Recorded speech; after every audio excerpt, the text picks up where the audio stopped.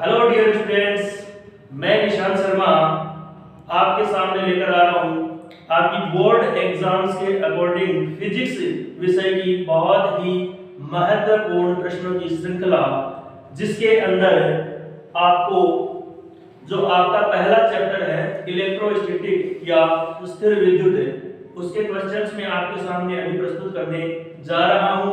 ध्यान से देखिए, आपका पहला क्वेश्चन है आवेश का सबसे बड़ा मात्रक।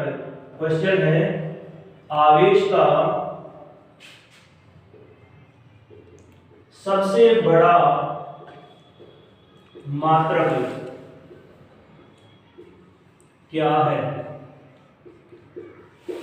इस क्वेश्चन को देखने पर आपको लग रहा होगा कि सर ने ये इतना सरल क्वेश्चन हमारे सामने क्यों रखा है। तो इसको रखने का बहुत ही महत्वपूर्ण कारण है। इसका जो आंसर है वो होगा फेराडे। अब ये क्वेश्चन मैंने आपके सामने क्यों रखा, क्योंकि ये क्वेश्चन मैक्सिमम स्टूडेंट एक भ्रम के कारण गलत करते हैं, क्योंकि वो फेराडे और फेरेड के अंतर को नहीं समझते। फेराडे और फेरेड को के बीच में जो अंतर है वो नहीं समझते, क्योंकि फेराडे है ये तो है आवेश का सबसे बड़ा मात्रक है, और फेरेड है वो है धारिता का। जो आपका सेकंड चैप्टर है उसमें धारिता चलती है, चालकों की धारिता, तो धारिता का मात्रक है फेरेड। एक माइनर दोनों के अंदर डिफरेंस है, और इस माइनर डिफरेंस के कारण बहुत सारे स्टूडेंट इस क्वेश्चन को गलत कर देते हैं। तो आपको ध्यान में रखना है आवेश का सबसे बड़ा मात्रक होता है फेराडे, और एक फेराडे के बराबर लगभग होता है 96,500 कूलाम। दूसरा क्वेश्चन आपके सामने है एक कूलाम आवेश में इलेक्ट्रॉनों की संख्या। इस क्वेश्चन को सॉल्व करने के लिए आपको रिलेशन पता होना चाहिए, जो होता है Q = NE, जहां पर Q आवेश के लिए, N संख्या के लिए, और इलेक्ट्रॉन यहां पर एक इलेक्ट्रॉन पर कितना आवेश होता है। तो अब अपने को एक कूलाम आवेश में इलेक्ट्रॉनों की संख्या ज्ञात करनी है, तो अपन यहां से N = लिख देंगे Q/E, और Q का मान अपने को दे रखा है 1 कूलाम, और E का मान अपने को पता है 1.6 × 10⁻⁹ कूलाम होता है। अपने को पता है एक इलेक्ट्रॉन के ऊपर इतना आवेश होता है। अब इसको अपने को क्या करना है, हल करना है। अगर आप यहां से पॉइंट हटाना चाहो तो ऊपर एक जीरो लगा देंगे, और ये हो जाएगा 16 × 10⁻⁹, और अगर आप इसको और आगे हल करोगे, तो अगर इसको सॉल्व करोगे तो ये इस प्रकार से आप क्या कर सकते हो, सॉल्व कर सकते हो। इसको आप ऊपर लेकर आओगे तो ये बच जाएगा 10⁻18, और आप 16 का भाग मतलब 16 से आप इसको डिवाइड करोगे तो आपके सामने निकल कर आएगा 6.25 × 10⁻18। एक कूलाम आवेश में कितने इलेक्ट्रॉन होते। नेक्स्ट थर्ड क्वेश्चन आपके सामने है निर्वात की विद्युतशीलता ε0 की विमा। इसकी विमा ज्ञात करने के लिए आपके पास में एक कूलाम का दिया हुआ जो बल है, दो आवेशों के बीच में जो बल कार्य करता है कूलाम बल, वहां से रिलेशन अपने को पता है F इलेक्ट्रिकल = होता है K Q1 Q2/R², जहां पर K का मान अपने पास में होता है 1/4πε0 Q1 Q2/R², और अपने को यहां से ε0 की डायमेंशन या विमा अपने को ज्ञात करनी है। तो ये इस रूप में अपने सामने आ जाएगा। यहां से अगर अपन देखें, अगर ε0 की विमा अपने को निकालनी है तो ये हो जाएगा Q1 Q2/F इलेक्ट्रिकल जो है, और ये R²।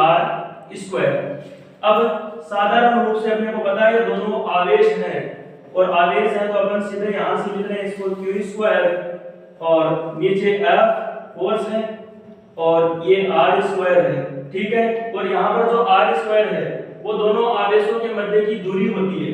अब यहाँ पर इसकी डायमेंशन अपन निकाल रहे हैं, तो इनके लिए तो अपन लिख देंगे A1 T1, और अपने को पता है ऊपर स्क्वायर लगा हुआ है, तो यहाँ पर क्या कर देंगे अपन सीधा ही इसको कर देंगे A2 T2। और अब यहाँ पर मैं आपको बताना चाहूंगा, यहाँ पर फोर्स की डायमेंशन अपने को नीचे रखनी है। देखो डियर स्टूडेंट, मैं आपको पहले बता देना चाहता हूं कि जो फोर्स की डायमेंशन है वो आपको मुक्त ज़बानी याद होनी चाहिए, क्योंकि सबसे पॉपुलर डायमेंशन है।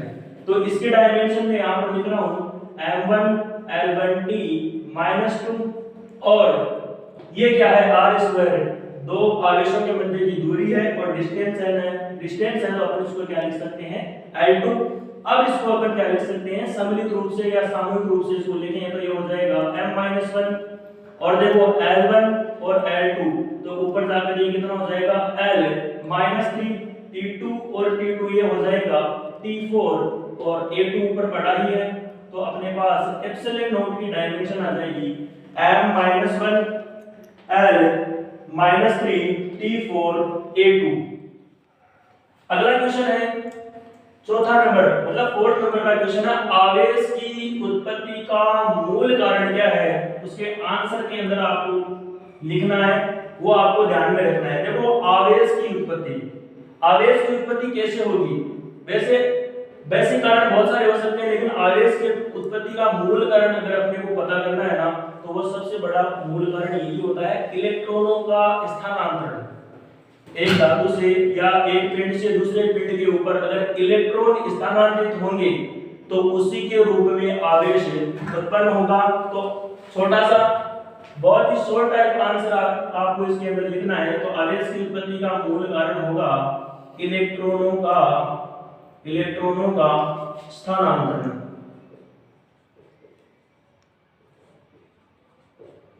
इलेक्ट्रॉनों का स्थानांतरण आवेश की उत्पत्ति का मूल कारण। अगला फिफ्थ नंबर का क्वेश्चन है आपके सामने, विद्युत क्षेत्र का मात्रक व विमा। मतलब अपने आप में ये दो क्वेश्चन है, लेकिन साथ में पूछे जाते हैं एक ही नंबर के अंदर। तो अपने को पता होना चाहिए E होता है F/Q, जहां पर E electric field, F force है, और Q अपने पास में होता है आवेश। E भी वेक्टर क्वांटिटी है, F भी वेक्टर क्वांटिटी होती है। तो डायरेक्ट अब थोड़ी देर पहले मैं जब आपको एप्सिलॉन नॉट निर्वात माध्यम की विद्युतशीलता का विमा जब मैं कैलकुलेट कर रहा था, तब मैंने आपको बताया था कि फोर्स की डायमेंशन आपको याद होनी चाहिए। तो फोर्स की डायमेंशन आप अपन यहां पर लिखेंगे m1 l1t -2, और आवेश है यहां पर, तो आवेश के लिए अपन लिखेंगे a1 t1, और मर्ज करने पर अपने पास यहां पर निकल कर आ जाएगा m1 l1 और t -3, m1 l1t -3 और e -1। ये आपके सामने आ गई किसकी विमा, विद्युत क्षेत्र की विमा आ गई। और इस समीकरण से अपन इसका मात्रक भी दे सकते हैं। देखो फोर्स के लिए अपन लिख देंगे न्यूटन, और आवेश नीचे है तो कूलाम। ये इसका क्या हो जाएगा मात्रक। विद्युत क्षेत्र का मात्रक न्यूटन पर कूलाम, और इसकी डायमेंशन हो जाएगी m1 l1t -3 और a -1।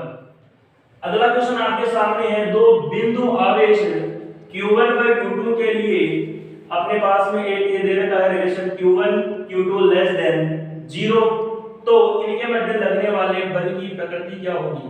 देखो डियर स्टूडेंट, अपने को पहले से पता है कि आवेशों के मध्य दो ही प्रकार के बल कार्य कर सकते हैं, या तो उनके मध्य आकर्षण होगा या प्रतिकर्षण।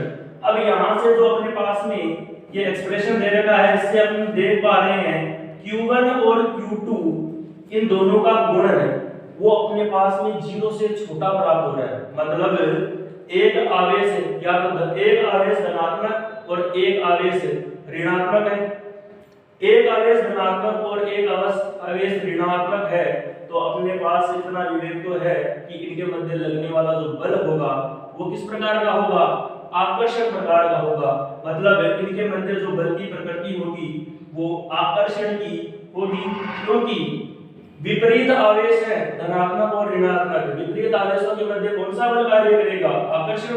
और ये क्वेश्चन घुमाकर उल्टा भी आपको पूछा जा सकता है। यहाँ पर Q1 और Q2 ग्रेटर देन करके 0 से भी पूछा जा सकता है। तो अगर ग्रेटर देन 0 है तो उनके मध्य लगने वाला बल अब किस प्रकार का हो जाएगा, प्रतिकर्षण। तो आपको ध्यान में रखना है Q1 Q2 ग्रेटर देन 0 है या लेस देन 0, तो इस कंडीशन में तो प्रतिकर्षण हो जाएगा, और Q1 Q2 लेस देन 0 है तो अपने पास में जो आवेशों के मध्य बल लगेगा वो आकर्षण होगा। डियर स्टूडेंट, आज के लिए इतना ही, और इसी सीरीज को मैं आगे इसी चैप्टर के कुछ और शानदार क्वेश्चन लेकर मैं आपके सामने प्रस्तुत करूंगा।